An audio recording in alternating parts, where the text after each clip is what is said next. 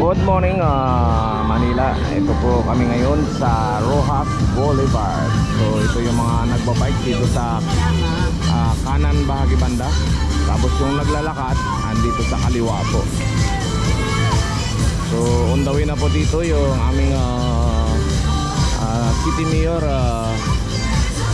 Mamahani Lacona at Vice Mayor Yul Serbo.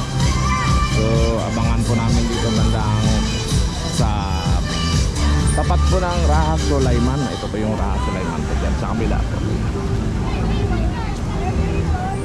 So maya maya lamang at dito na po yan sila na dadaan na po dito. So good morning po. Sa gusto na mag-bike, maglakad, mag-jogging, open po dito sa Rojas Boulevard mula alas 5 ng umaga hanggang alas 9 ng umaga rin.